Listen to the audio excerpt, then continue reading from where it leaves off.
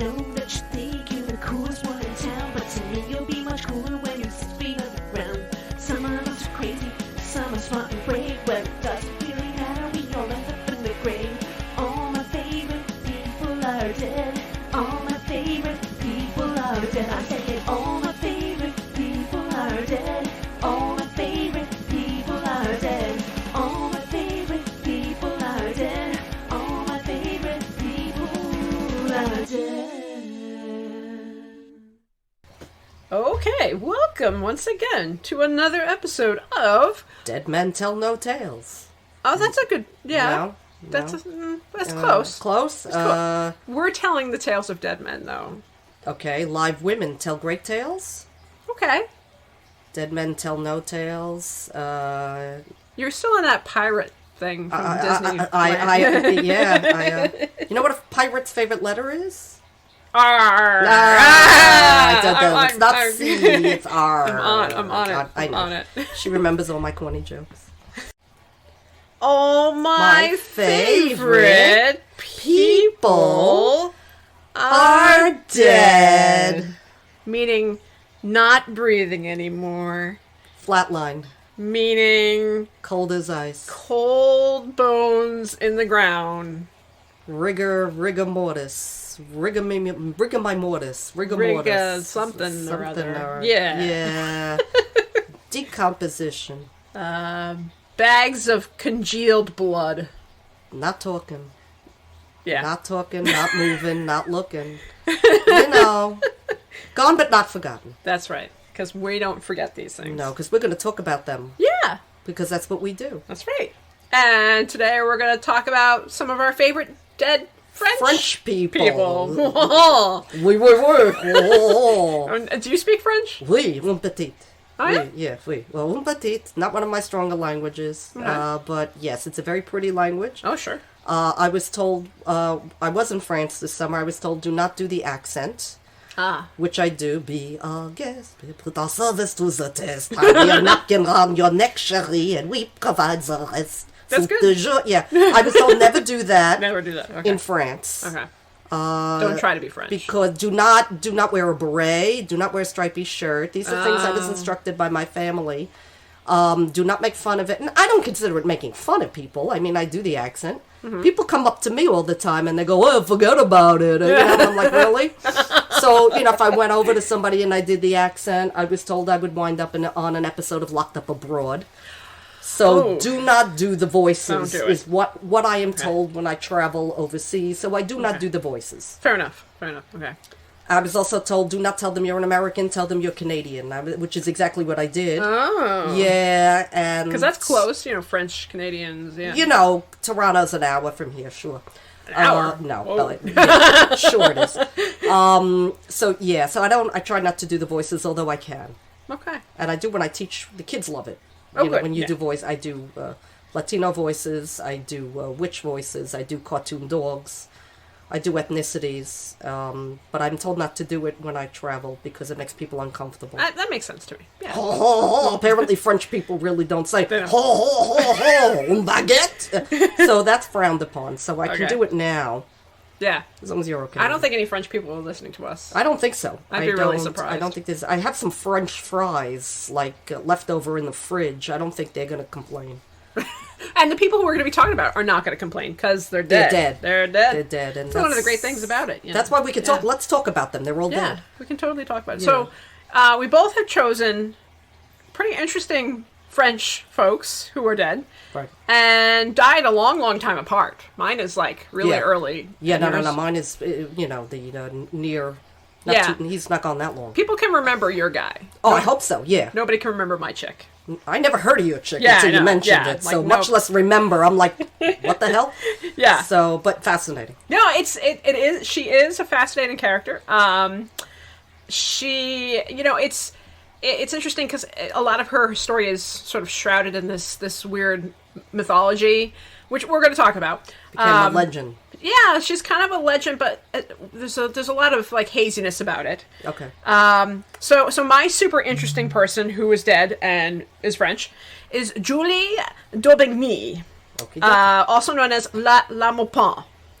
And so before we get into this incredible story, I want to emphasize the fact that nobody really knows much about Julie, a.k.a. La Maupain.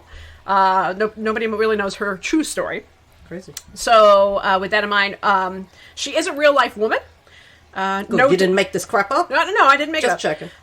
She no doubt managed to get herself into some trouble, because that's not hard for a well-educated woman in 17th and 18th century to do. Yeah. Right? Do we really know the full extent of her story? Not really. A lot of it is myth. Some of it might be true.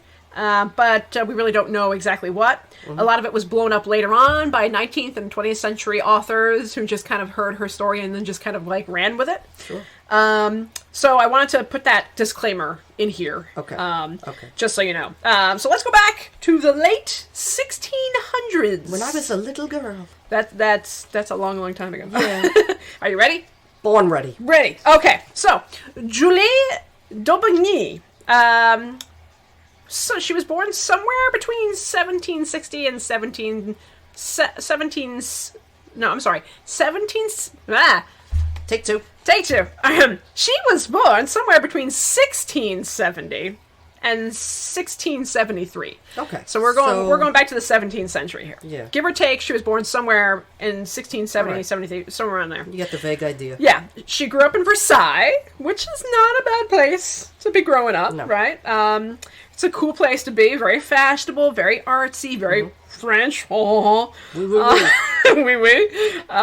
We know that her family was middle class, and we're talking like upper middle class. I think in that area everybody was, right? Yeah, there was some Versailles poor, was yeah. there was some low But mostly down. it was a nice part of town. Yeah, Versailles, this is Yeah. like the king's Yeah. like domain. Yeah. So everybody's doing pretty well. Pretty good. We know that her family were doing pretty well. We don't know a lot about her mother, but her father was the secretary to the Count d'Armagnac. And I wrote that out phonetically because I don't speak French, and I knew that I would straight up fuck it up entirely. And that's okay. If I wrote out how it's actually spelled. So that's- don't judge me. No, so that's how it sounds. So Armagnac. Count d'Armagnac. You're a yak? Yeah, I'm a yak. Yeah. I'm not a yak. Anywho, the Count d'Armagnac was essentially King Louis XIV's master of horses. So that's a pretty big gig to Master have. of horses. Okay. Yeah, he's in Stable, charge. not of the stable boy, the big jockey guy. He's overseeing the royal grooms. stables. Yeah, Yeah. Yeah. So that's the horses, big job. the carriages, the servants, all in that. So her father is the secretary to that master of that area. Sure. So he's like super important, her dad. And back in the, horses were way more important in the 1600s. That's your only way of getting around. Right. That's your way of, Mode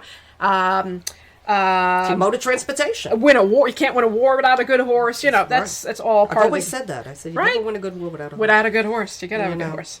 So her father, as secretary to the master of horses, was a pretty high-paying job, which meant that Julie would have had access to just about anything she needed: royal servants and upper Education, members of yeah. society. Yes, she was educated alongside the royal pages, who were essentially royal servants. Okay. So that means she knew how to read, write, draw, dance, speak appropriately in society, ride horses, of course, and most importantly, sword fight. Naturally. She could sword fight with the best of them. Good for her. I know, right? She's Good badass. girl. Yeah, good. She's in a good spot, to be in for a woman. For a woman to be born in privilege Yeah. like that. Good for her. Now, she was only 14 years old when the Count de whatever master of horses, that guy, her dad's boss, took her as a mistress.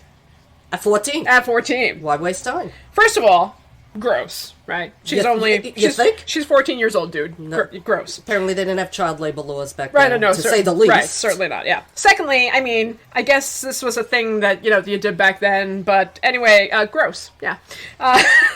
After he decided that she should probably get married, right, so that somebody didn't notice that this complete douchebag was having an affair with this 14-year-old. So, once again, gross. I'm going to keep saying that. No, I think you should. So she gets married to a man named Monsieur Maupin. So that's where her nickname La Maupin comes from. Okay. So Monsieur Maupin, they got married, and like 5 seconds later, the master of horses was like, we're going to ship him off someplace far away. So she's married technically to a guy in high society, but she's still kind of the mistress of. But he's keeping her around. Yeah, because he's gross, right? Because he's ew. Because he's gross. That's Nice the word. Guy. Count de Armagnac, master of horses, gross. Okay. So now Julie decided or she actually ditched the count for a fencing master. Shortly after she had gotten married to L'Homme Paul, she actually falls in love with this fencing master, and the two lovers ran away, partly because her new boo killed a dude in an illegal duel.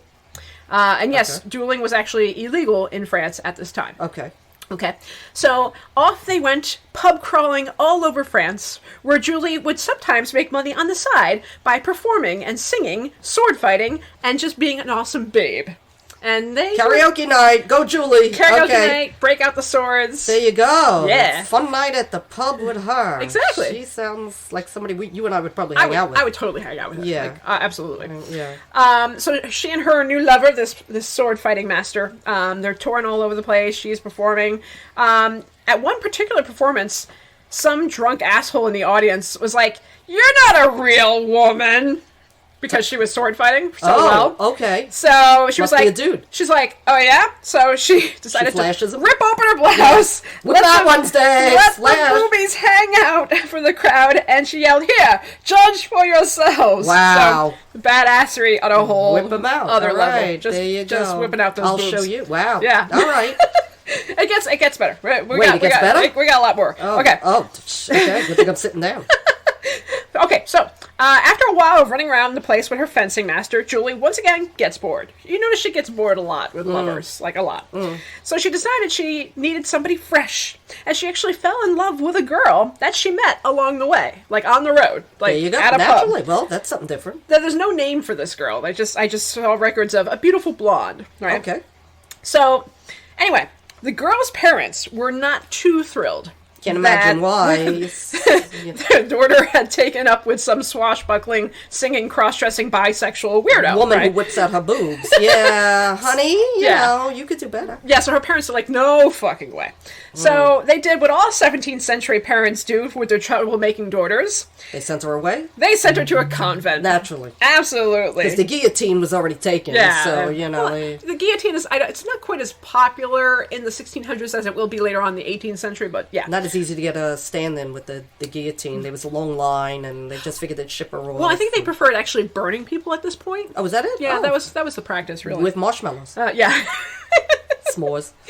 So they sent her to a convent and forced her to become a nun because we'd rather you were a bride of Jesus than a bride of a raging lesbian. So, yeah. Amen, sister. There you go. Wow. So, does this stop our girl Julie? No, of course not. Hell no. She don't care. She's like, cool, I can handle this. So she joins the nunnery too. No. Yeah, she takes the holy vows. A nun? Yeah, she takes the holy vows, enters the same convent where her lover is, and she waits until one of her fellow nuns dies. I'm sure she died of old age or natural causes and not murder, right? Who knows? Anyway, Julie took the body of the recently deceased nun, placed it in the bed of her lover, and then proceeded to set the room on fire as she whisked her lover away in the dead of night. And the two lovers they thought, wait, she put the old lady there so they could think that she set her lover on fire? So she took the dead nun, the body, right? Put her in her lover's, or the room where her lover was, and right? set it on fire. Set it on fire so they would think that was her lover there. Yeah. And nobody noticed, like, the little old lady's body was missing? Well, I guess she had been recently buried, so she dug her up, brought her into the... my main question is also, did her habit have, like, a wardrobe malfunction so she could whip her boobs out of it? How does that work? I wonder. I don't know if she was flashing anybody when she was at the nunnery. Oh. Like, I don't think right. that was just at the pubs. Well, thank you for clearing that up. Because how do you have time to do that at the nunnery when you're digging up little old nuns and setting their corpse on fire? Yeah, she's busy doing other things. She can't alrighty can't then. be flashing her boobs at this time. Okay. Wow, alrighty then. So you can't make this stuff up. No, no. That's for like, real. yeah. Okay. So, believe me, it gets better. So... I need popcorn. I want to hear more. The 17th century is fun. Sorry, I missed it. All right, so the two lovers went on an adventure for a few months, and then Julie's girlfriend decided this is not the life for her. So she went back to her family. Now, her parents were super surprised because they thought their daughter had died in a horrible fire at a convent. Wow. So I can just imagine their shock. Picture it. 17th century France. You're chilling at home, mourning the loss of your daughter. Who is it? Who was recently killed in a terrible fire, and there's a knock at the door, and you head to the door, and there's your dead daughter.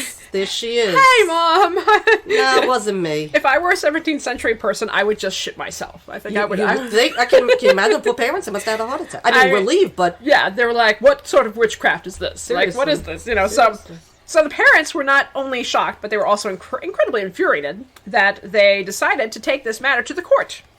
And Julie was charged in abstention, because she wasn't actually there. She had gone away. Which means, like I said, she wasn't at the trial. She was charged for kidnapping, body snatching, arson, and failing to appear at the tribunal. So, she was also charged as a male and not a female in this matter. Wow. I don't know what the difference is. But anyway. I'm assuming they charge men harsher. I don't know. Than women, because women, like, you know, when we talk about Lizzie, an hour and a half, nope, she couldn't do it, she's a little girl. Could never do that. No, so I think they charge men differently. Right. So technically she was supposed to be burnt at the stake, because they found her guilty, even though she wasn't there to defend herself, and she was supposed to be burnt at the stake. But no, this does not happen. Okay. It never happened. Wait, there's more. You might ask why. Why? Right? Why? Because King Louis XIV liked her. Naturally. You see, he had an appreciation for artists and troublemakers who challenged authority. Not his authority, but the authority of the church. He respected the badass. Yeah. As long as the badass supported him and not the church so much. Ah. Yeah. So if you decide to burn down a convent, he's like, no, that's not. Well, that's all right. Yeah. You know, it's no big deal. Okay. All right. So our girl Julie never suffered the flames for her crimes. In fact, never suffered the flames that she put that old lady in. I can tell you that. No, not either. No. Alrighty then. So apparently, things actually get better for Julie. She had asked... What could be better than that? You remember the horse master? Oh, sure. Count de Armagnac, right? Mm-hmm. So she asked the Count... Count Armagnac. Yeah, the master of horses guy. Yeah, Macintosh there. Yeah. If he could help her get a job on the stage. She was, after all, a performer, as you recall. Yeah, dancing in the pubs and all that. Yeah. Sword fighting, all that. Sword fighting, airing out her boobs. So she somehow goes from hitting up the pubs in the countryside to playing the fucking Paris opera. It's not what you know, it's who you know. Exactly. She's singing opera now. She's singing opera. She's an opera singer. In fact, she is one of the best opera singers at the time. Apparently, no joke. She had a good voice. Yeah, she had made a big splash on stage where she became very popular. She was a very talented singer. Actually, she was known as a contralto, which I believe is the proper term. It essentially means that you could hit the super hard, high soprano notes. Like really, I mean, you were like really good. She's really got it going on. Yeah. So she became very popular in the Paris opera. No doubt. So anyway, she became famous for her characters on stage, and stories got around about her behavior backstage. Oh, let me hear that. Where she was known for having duels with various cast members, as well as basically sleeping with all of her fellow cast members, regardless of gender. Naturally. So my question is, do you stab them, then fuck them, or do you fuck them and then stab them? I imagine it's the latter. You could do both at the same time. I mean, it depends. It's curious. I don't know. I'm gonna have to ponder that one. Yeah, it's something interesting to think about. Yeah. Now, keep in mind, she's barely 20 years old at this point. Oh, she's still that young. She's still very young.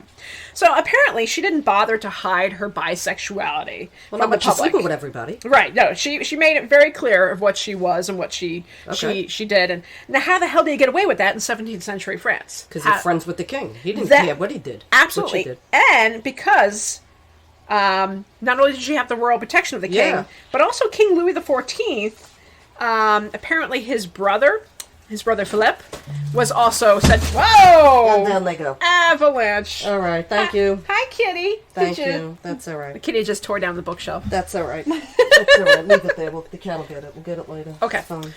Anyway, and we're back. So King Louis XIV's brother, Philippe, was said to be gay, a very effeminate, and also a cross-dresser.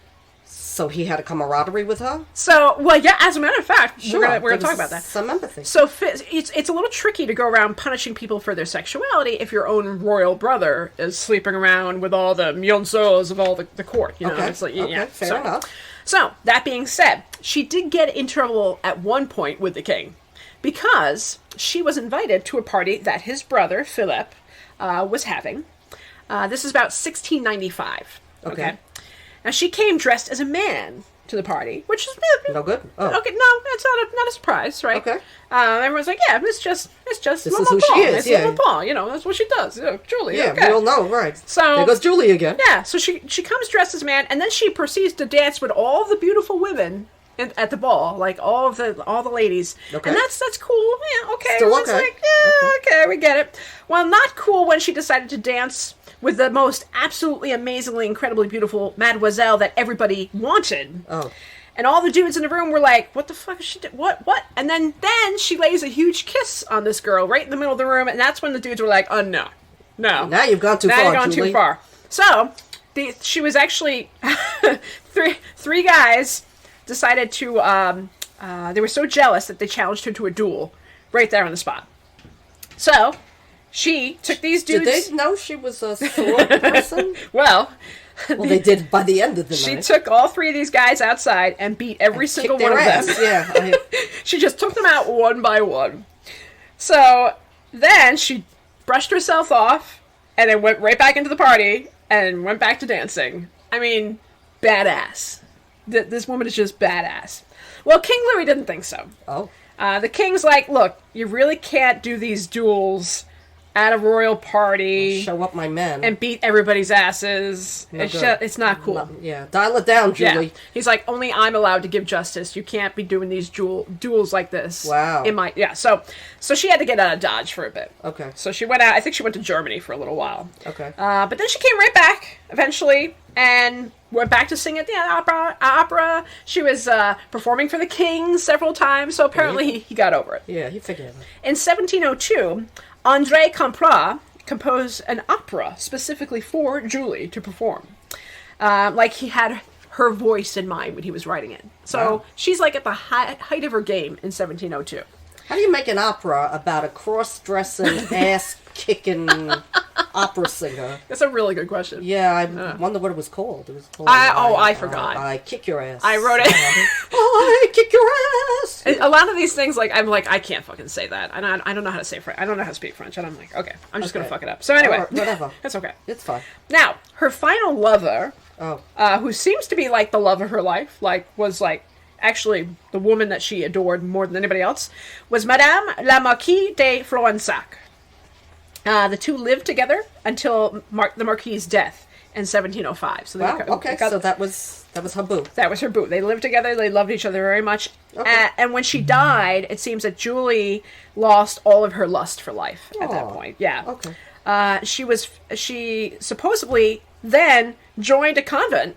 Seriously? Without the intention of burning it down. Yeah. She was just like, You could do that? Yeah. You could actually, go and Yeah. be religious and study and be a nun and not set Yeah. shit on fire. Well, Okay. yeah. Well, that's good to know. Setting shit on fire in convents was usually frowned upon. I imagine Yeah. it might be. I don't know. None of this and none of that. Yeah. She is said to have died, probably at the convent in 1707 at the age of 33. Oh, gee. Yeah. Just a couple years after her lover had died. Yeah. So young. Very young. Yeah. Younger than me. And it's just like, whoa. All of that packed into All of it. 33 years. Yeah. Now, there would be plenty of pieces written about her throughout the 18th century, mostly written by people who didn't like Julie's style. What didn't they like about a ass-kicking, swashbuckling, cross-dressing woman? What could you not like about that stuff? They were not terribly thrilled with that. Mostly, these pieces were written by people who wrote gossip pieces and novels. There you go. Like Madame du Navoy, for example. Haters gonna hate. Haters gonna Haters are gonna, exactly. let's talk about her, right? Yeah, so that's what Madame du Navoy did, for Wait, example. they talk about the dead? That's not like something you and I would do. I mean, never. Wow. Talk shit about the dead? Why No. would anybody do that? No. What kind of person does that? All right, so anyway, Madame du Navoy, she was writing these pieces that, selling hot gossip, essentially. And then another person who wrote about her was Cardinal de Bois. Now, of course, a cardinal probably isn't going to appreciate. But she died in a convent. Yeah, but she also burnt. Almost burnt one to the ground. Yeah, well, details. Come on. So I imagine nobody in the church liked her escapades. So after she was dead, they exploited and told bad tales to make a defame. I have no doubt. Oh, sure. Because they were all jelly. Yeah. In 1932, Oscar Paul Gilbert wrote the book Women in Men's Guise, in which he writes probably the most about Julie's later years. Now, where he got his information from, like what his references are, it's anybody guess. I think he made a lot of this stuff up. Yeah. He wrote, quote, "Sick at heart, having tasted of everything and despaired of everything, almost insane with her mystical hallucinations, our heroine, now sad and lonely, died, we know not where, probably in some suburb of Paris. Her body was cast upon the rubbish heap." Which, if that's true, that's incredibly sad. But I don't know where he came up with that. I don't know. I think it's common to romanticize, maybe. Yeah. You know, he didn't get her. He heard these stories. Yeah. I think, truthfully, everybody must have been jealous of her. Yeah. I think so. I think you're right. There's a lot of jealousy there. Sure. Look at the life she led. Yeah. You know, look at what she, I don't want to say accomplished, but look, she lived her life on her own terms. She did her own damn thing. She did, and for that time. Yeah, that was huge. That would take a lot of, chutzpah now. Yeah. To do half those things now. Yeah, absolutely. So, I imagine, people look back and then, what the hell was wrong with Julie? All these pieces were published, long after she died, so she wasn't around to defend herself Did either. they call her, wait, I just thought it, ready? What? Dooley Julie. Ah! Ba-dum-bum. Dooley Julie. All right, sorry. All right, I won't do it again. Now, even images of Julie are hard to come by, of course. It's the 1600s. Yeah. When you Google her name, a very Victorian-looking woman appears. Like, there's this very famous painting of a woman dressed in very clearly Victorian fencing outfit. Mm-hmm. It's black and white with a little red heart on the chest. And the painting is entitled La Clémoise, which means the fencing girl. And it's by French painter Jean Barraud. And the woman in the painting is actually a singer and actress named Margarita Silvia. The painting was done in the 1890s. So, but Julie lived over 200 years before that. So she was not going to be wearing, 19th century Victorian fencing outfit. Okay. So it's not her. But a lot of people like to go, that's Julie Domagny. No, it's not. No, it's not. So in the end, her story will never really be told, like, in its full glory. Sure, because nobody knows. As they say, never let the truth get in the way of a good story. Ha. So, and in no place does that make more sense than when it comes to the story of Julie Domagny. So there we are. That's my French. Oui. Magnifique. Yeah. Oh, wow, but very interesting. You think very so? I think she's cool. So I think you and I would have hung out with her. Oh, absolutely. Yeah. Would have sung karaoke with her. Definitely. I love sword fighting, so I would absolutely. I know nothing about it. You killed my father. I don't know. Are you prepared to die? I don't know. That's all I know about sword fighting. It's a great workout. It really is. Yeah. Okay, here's the problem. Don't they? You and I are lefties, aren't they? Righties. Though actually, don't you have to be a righty? I won a lot of sword fights by coming in at a different angle, and people were like, "What the fuck?" Yeah. Because you're lefty. Yeah. So you used your left hand. Yeah. And that really fucked with people. I can't imagine. I don't know. I won a lot of sword fights that way. Yeah. I didn't know you saw. Look what I learned about you. I didn't know. Oh, that's why I have a bad knee. I dislocated my knee from sword. Yeah, sword fight. Yeah, and it was great because. Wait, do you sing opera? No. Okay. No, okay. I just thought I'd. I'm just putting it out there. The cat ran out. Okay. No, I don't. No, me neither. Not gonna happen. Not gonna happen. Okay, so we got to rule that up. But you can sword fight. I can sword fight. And you're a badass. You could be. You could be. Yeah. I don't know. Okay. Good to know. Yeah. On that note. So your guy. You ready for this? I'm ready. Who doesn't love the strong silent type? Don't we love the strong silent? And I mean silent. I freaking mean silent. Like, I like guys when they're silent. When they're gagged. Got a sock in their mouth. When I say silent, I mean like the grave silent. Okay. Okay. Marcel, and he was born Marcel, born in 1923 in March, passed away in September of 2007, was a French actor and a mime artist, most famous for his stage persona of Bip the Clown. Bip the Clown. So that was his alter ego. Bip the Clown was his character. Okay, Marcel Marceau. Marcel Marceau. You and I know him as Marcel Marceau. Okay. The mime dude. But his real name was... Marcel Mangel. Okay. Mangel? I'm sure it's pronounced Mangel. Okay. Okay. He refers to mime as the art of silence and performed professionally worldwide for over 60 years. Okay? He started out as a young Jewish youth. He lived in hiding and worked in the French resistance with his brother Alain. And during most of World War II, giving his first performance to about 3,000 troops after the liberation of Paris in August. His father was a butcher who was taken hostage by the Nazis and eventually murdered. Oh, God. Yeah. Following the war, he studied dramatic art and mime in Paris, and according to Marceau, when he was 5 years of age, his mother took him to see a Chaplin film. Oh, Charlie! Charlie. Good old Hello, Charlie. Charlie Chaplin. Charlie entranced him. Oh, sure. Led him to want to become a mime artist. The first time he used mime was after France was invaded, and basically he started using mime in order to keep the Jewish children quiet while he helped them escape to neutral Switzerland. Oh, that's neat. You know, you're Yeah. Because you got to practice being quiet. What better way to quiet the kids than pantomiming and miming and quiet down and everybody's quiet? What better way to smuggle children? That's good. And he smuggled, we'll get to that, many kids into Switzerland. Wow. In the French resistance. So that's where he honed in his skills. Okay. Crazy. In 1947, he created Bip the Clown, whom he first played at the Pocket Theatre in Paris. His appearance was, Bip the Clown was a stripy pullover, think like the French stripy shirt. Yeah. A battered, beflowered silk opera hat. That outfit signifies life's fragility, and Bip became his alter ego. Just like Charlie Chaplin with the little tramp. Yeah. Became his alter ego. The little tramp you see is, a homeless guy here, Right. and this is like the beflowered, the whole kind of fragility of the character. Yeah.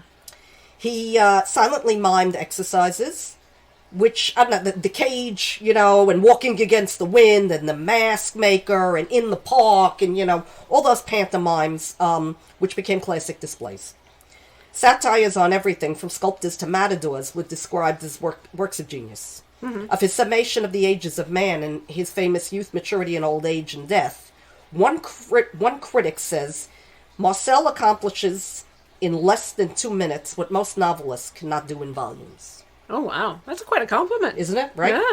In an interview with CBS in 1987, Marcel says, the art of silence speaks to the soul, like music, making comedy, tragedy, and romance involving you and your life, creating character and space by making a whole show on stage, showing our lives, our dreams, and our expectations.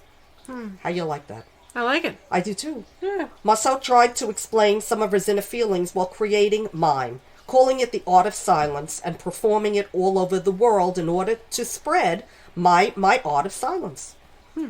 Pantomime, I guess mime is short for pantomime, right? Yeah. Is a universal language. If you think about vaudeville or silent films, you don't necessarily have to speak the language of the performer. It's universal, right? Right. I know when immigrants came to see silent films, or they came to see vaudeville, you don't have to, everybody speaks in the same language of motion. Everybody loves it. Everybody loves it. You could recognize body language Right?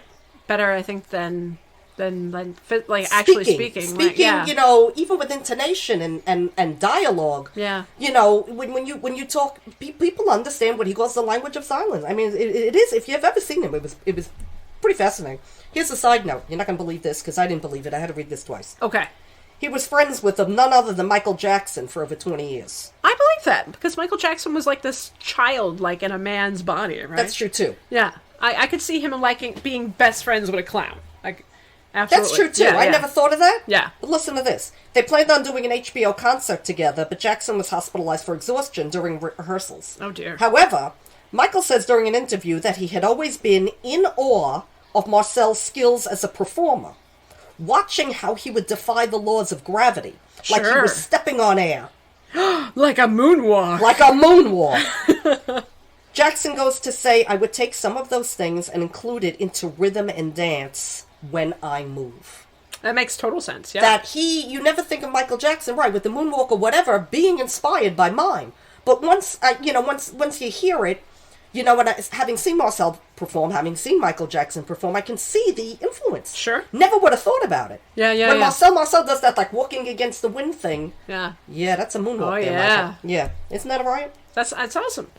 Huh.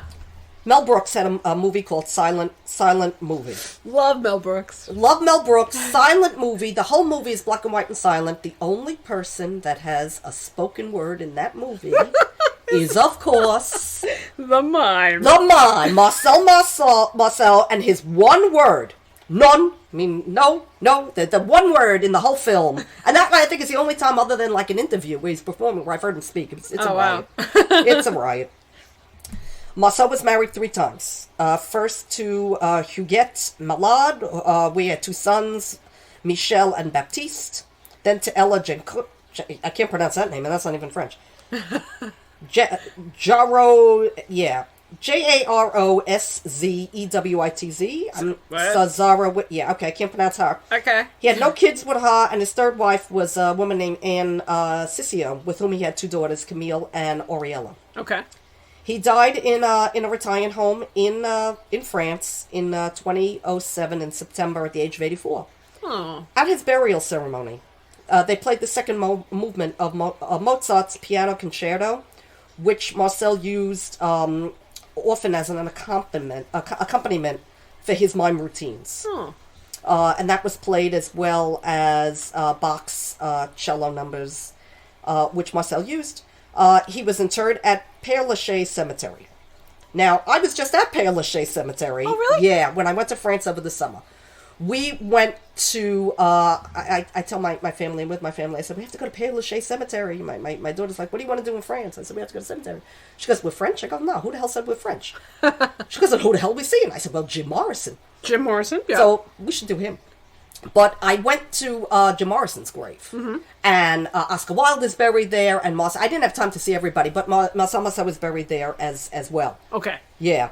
He was also an elected member of the Academy of Fine Arts from Berlin, the Academy of Fine Arts in Munich, the Institute in France. I mean, very, very well liked, very positive in his field. He held honorary doctorates from Ohio State University, Princeton, University of Michigan.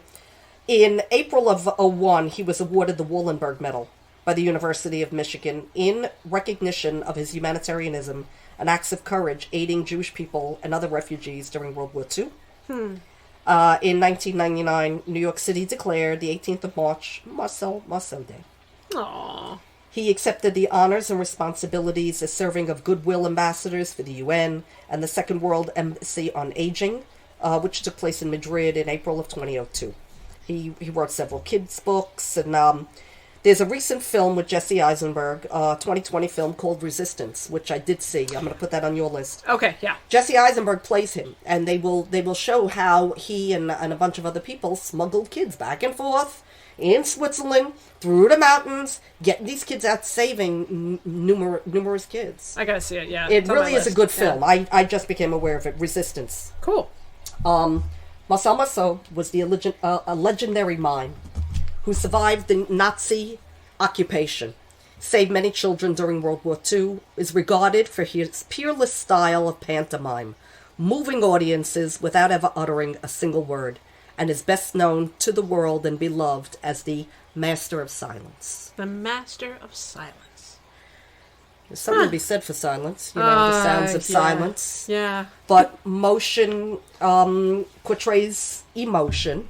Yes. More than words. Like every picture tells a story. Yeah. I guess every motion, the way he moved really is universal and peaceful. And that's why he's one of my favorite dead guys. Oh, awesome. I like These it. nice French people. Yeah. Doing their own thing. Doing their thing. Expressing themselves, whether it's, sword fighting, kicking ass, and singing. Singing opera, or, saving children during the Holocaust and giving over to universal themes of peace and silence. I like it. So. We got some interesting characters today. We really did. Yeah. Wow. Woohoo. Good show. Now, if only we could do such interesting things so that when we're dead, people will be like, they did these monumental things and changed the world. They might. I mean, you're a historian. You get the information out there in fun and interesting ways. And you're a teacher, and you've taught so many people over the years, and they all love you, and they give you great gifts, like a beautiful piece of art over here that you received, and they invite you to bar mitzvahs and all that other good stuff. It's true. Yeah. Well, one of the good things about being a teacher is you never know where your influence ends. Right. I never know. A kid can come to me 20 years later and say, well, you kept me reading and off drugs. You don't know. And that's a nice feeling. It really is. You like to feel, whether it's a historian or a teacher, some way of bringing education. Yeah. Making people think. And I think that's what you and I both do. And I hope that's how they'll talk about us. When we pass on. Long time from now, because we're still young and kicking butt. That's right. So there. Well, that was fun. I had fun. I think I definitely had fun. Yeah. I always have fun with you and teaching and yeah.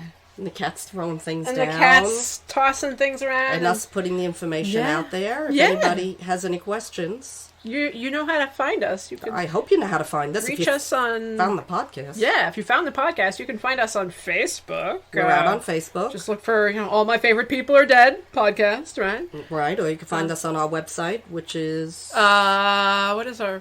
Well, I can't remember the actual thing, but it's on Podbean. Podbean, you can find us. You could always hit like, and if you have anybody you want to learn about, and you don't want to do the research, we'll do it for you. That's right. That's what we do. And, what else? I don't know. And here we are. It's the holidays, and I'm just tired. I think we're all tired. I think the holidays, they're all... We were just talking about this being the light in the darkness, But it's tiring. It is tiring. It's a lot of all fun things, right? All fun. Holidays are fun. Yeah, okay. Bah humbug. Well, on that note, thanks for listening to All My Favorite People Are Dead. Thank you. Bye now. All my favorite people are dead. I say it. All my favorite people are dead. All my favorite people are dead. All my favorite people are dead. All my favorite people are dead.